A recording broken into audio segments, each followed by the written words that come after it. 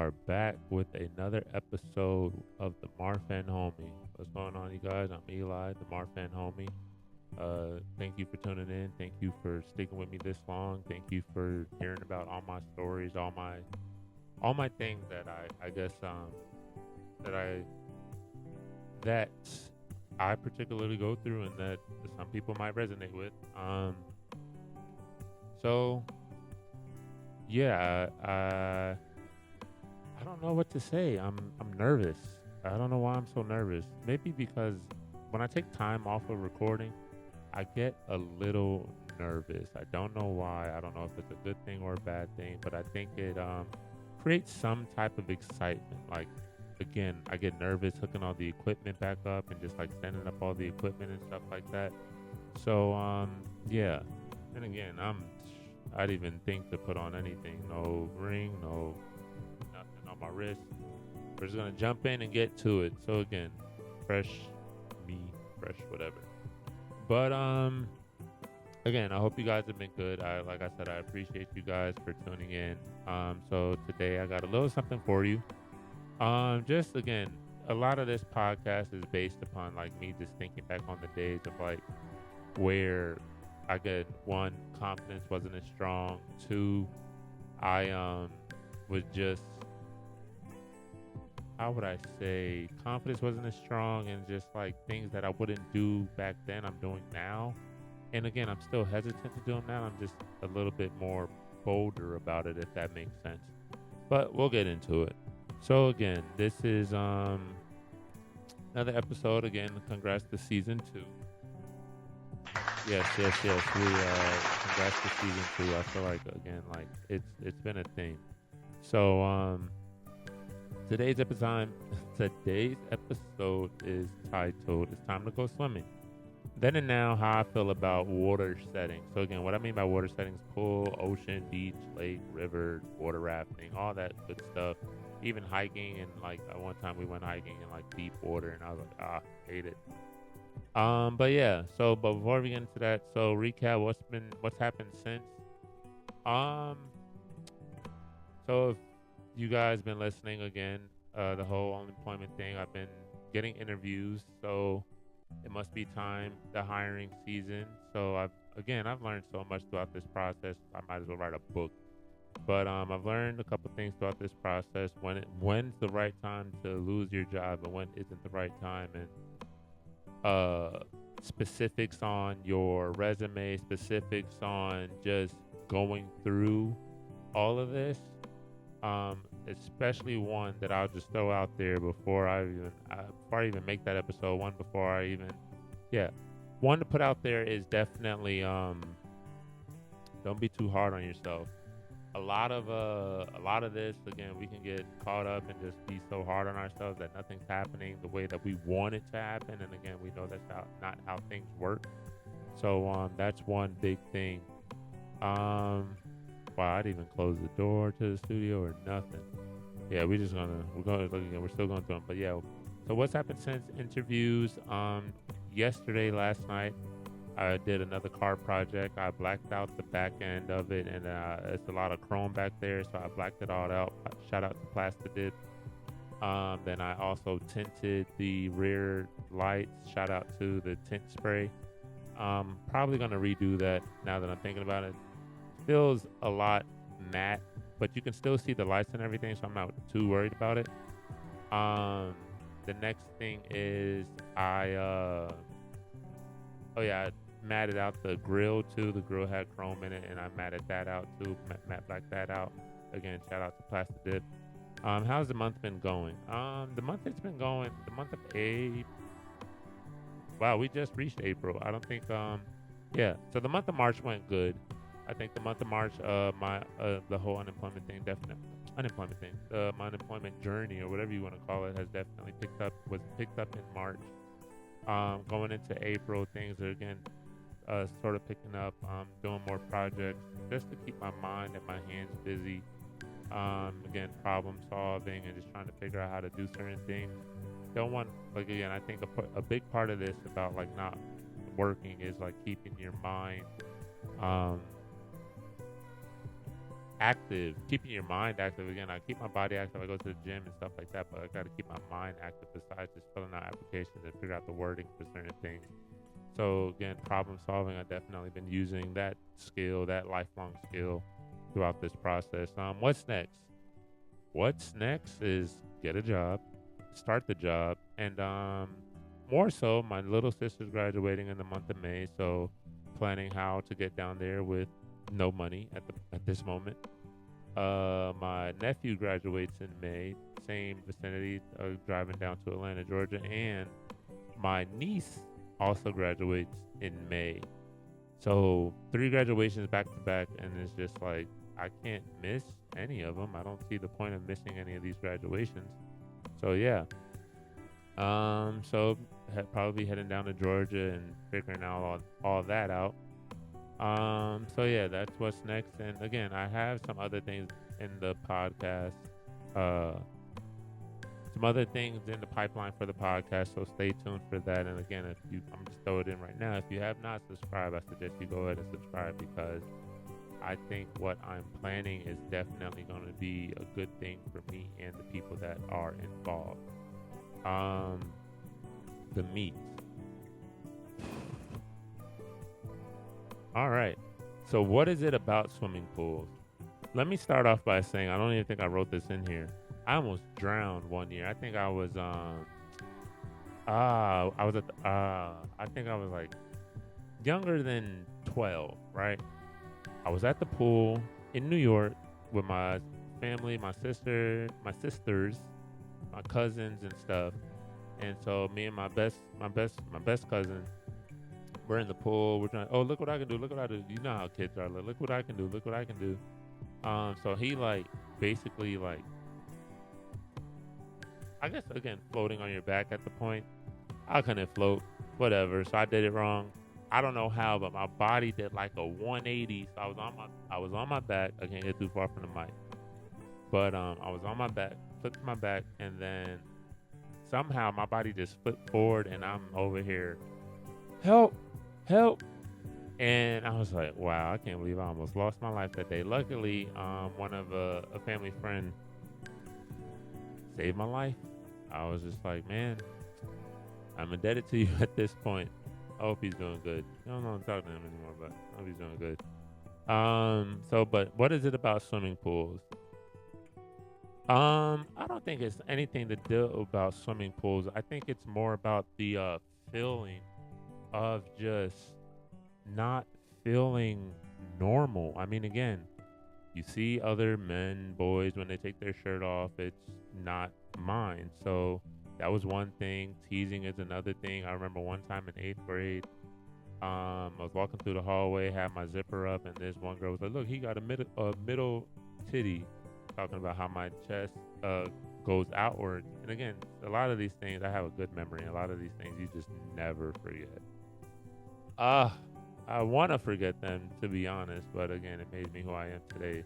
Shout out to that young lady. She has like 2, 3, 4 kids now. She looks like she's doing good. I actually follow her on Facebook. Oh man, the trauma. But what is it about swimming pools? So again, even comments like those, so it makes me very hesitant to take your shirt off and just feel comfortable in a place where nobody knows about you, and again, a lot of judgmental people are around. Just honestly, I've never felt comfortable at swimming pools. Even now as an adult, I would go to pool parties, or my friends would host barbecues at their pool and stuff like that. I don't go in the water. Sometimes now I just question myself. I'm like, why am I going? Because again, that's not a space for me. And I think as I'm getting older, I'm okay with that. I don't want to be around too many people, especially people that I know at the pool. And I thought as an adult I would get over it. I thought after my postings on just the whole podcast, everything that led up to the podcast, that I would get over it mentally.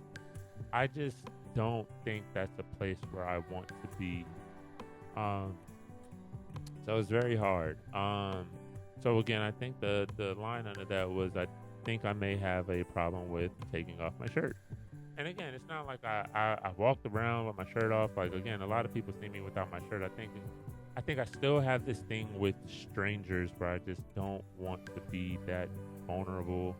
And again, there's like nothing that no one can really say. Maybe I should go to therapy about it. I don't know. Maybe dysmorphia therapy, if that's a thing, and just figure out what it is I need to get over this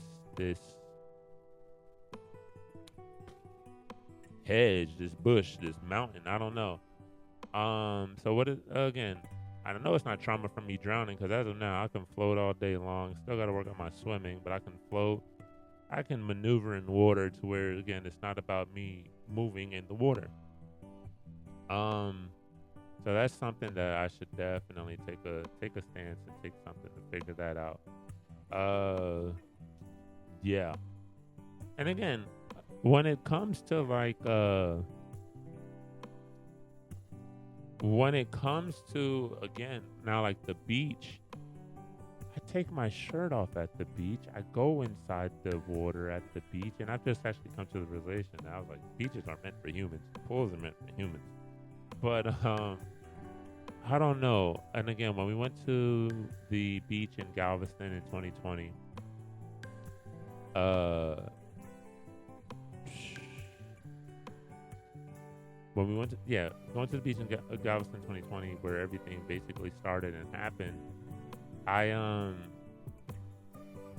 just came off of surgery. I was mighty like thinner than I was now, thinner than normal, and it felt okay. The beach was shitty, but if you ever been to Galveston, the beaches in Galveston, Texas, there's much better beaches in New York City as far as I'm concerned. But yeah, that was sucky.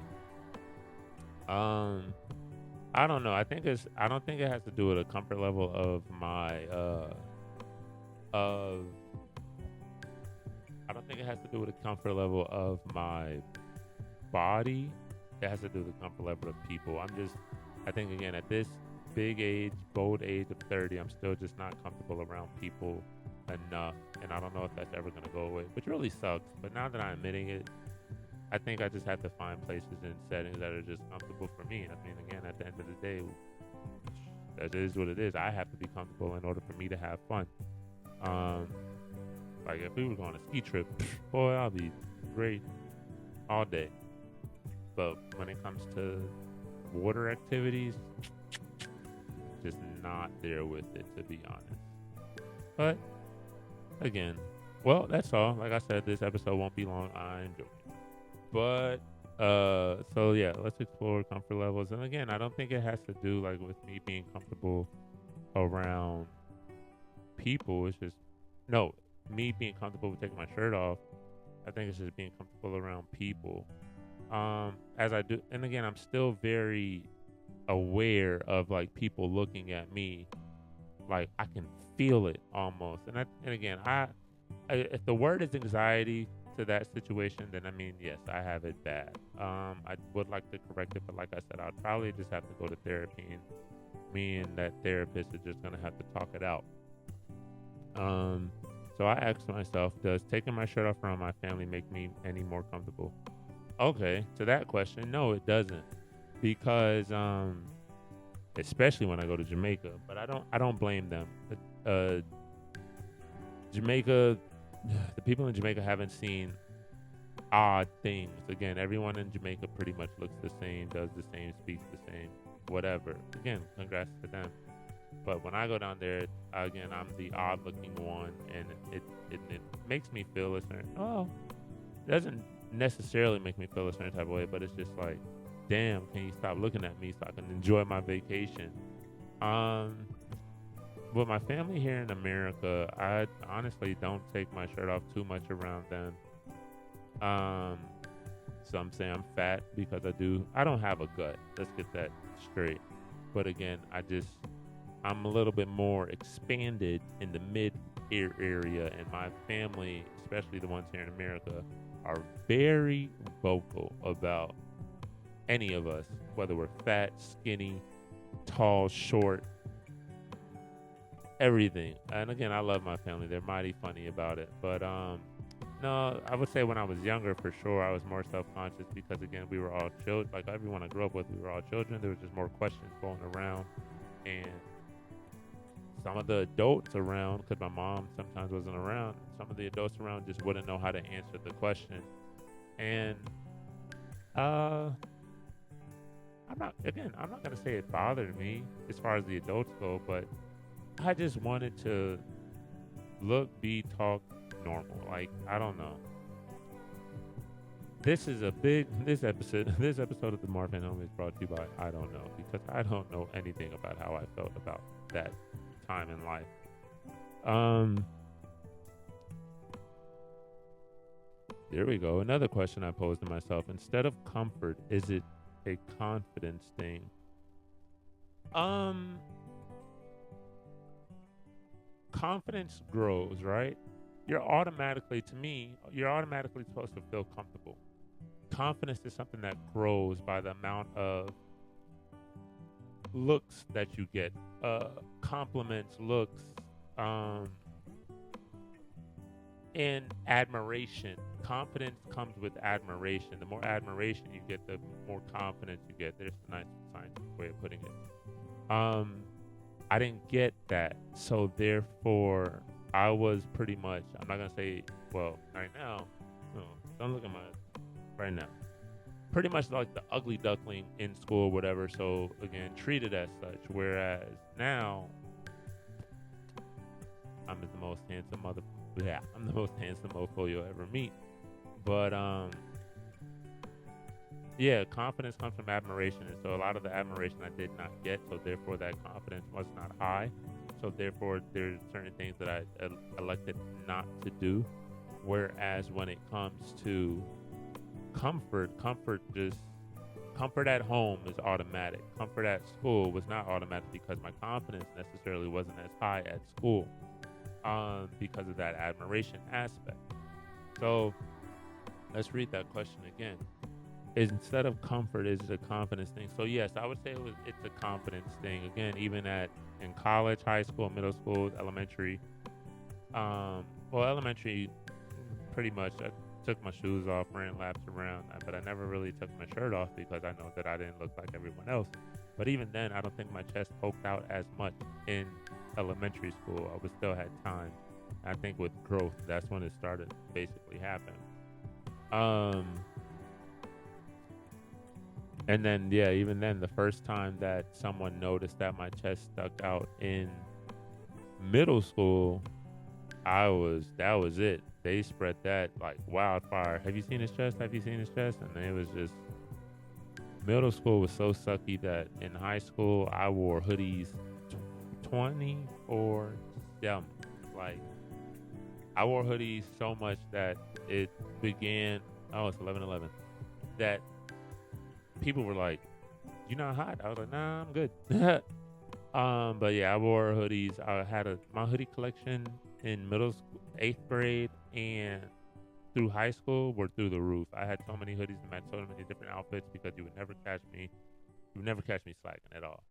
But yeah, confidence thing. So again, I think that the moment I did start to get more admiration and more looks and more compliments, again, a lot of that started to fade because I think deeply, like, people started to notice that there's more than that. Like, again, once, like, I guess children saw that his chest pokes out, he's weird, don't talk to him, that eliminated my social aspect, and that's why I'm very antisocial now.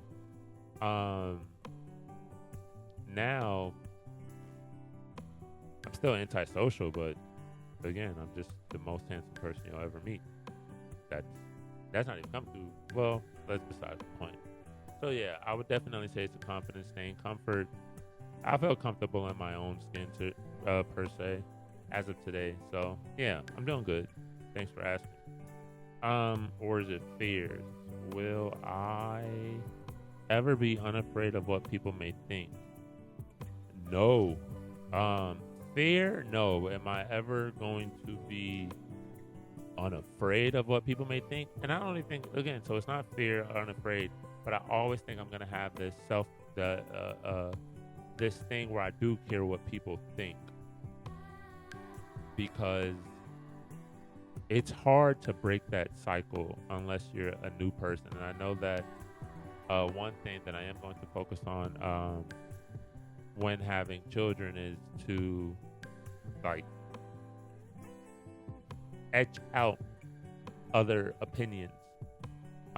You are the fact and you know the fact. So I think that's one thing that I'm going to instill in the next generation after me is just like, it doesn't matter. Like, and then again, I have a whole spiel of like what I would like to do, not what I'm going to do, but like how I would like to teach my children about some of the things that if they come out like me. Again, these are things that are a high possibility. But again, fear was definitely a younger thing. Fear now, I'm not necessarily fearful. I'm just I do have this in my subconscious of like, oh, what people may think and what they may try to do and stuff like that. And again, I should erase that. I'm a grown ass man. I don't know what's going on, but I should try to erase that opinionated judgment and stuff like that, which leads me to the next one: fear of judgment and acceptance. Again, you would like to think as grown people that acceptance or judgment is something that does not happen, and it does. Blame patterns that people don't get rid of, and also blame social media. Again, a lot of people do live their lives out loud on social media. No matter the case, or no matter, again, you see deaf people, blind people, ASL performing, deaf people and things like that. And I don't know what they're going through, but I just know, again, that's why I don't even really post pictures on social media of myself, because I'm so over analytical of what my feet look like, how my knees are, how I'm standing, how I'm smiling, where my hands are, my hand placement. I don't even like to post. I'm so over analytical of what is the perfect post for me to post. So again, I think once I get over that, or start to work to get over that, I'll be good. So I don't care to be accepted, because again, I've come to the point now where I'm just like, I'm okay with being alone. Like, we gotta go somewhere. But again, I'm okay with being alone at this point. So it is what it is. Yeah, again, now I'm pretty much done. Like I said, it wasn't going to be a long episode because I couldn't really think of too much. But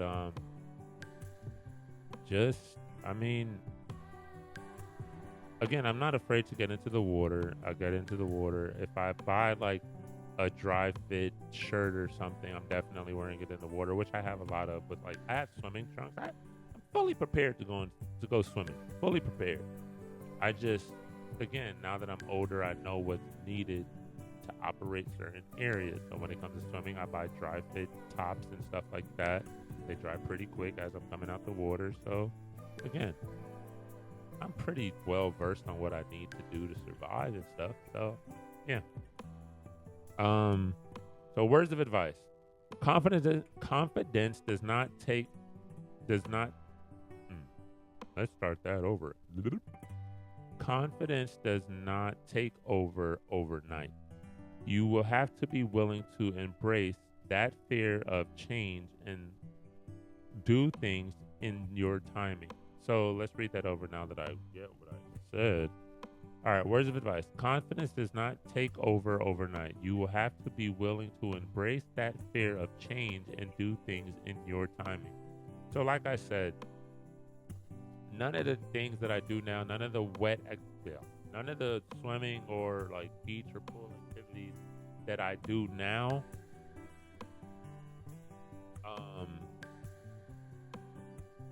and the way that I feel and the confidence that I have now did not happen overnight.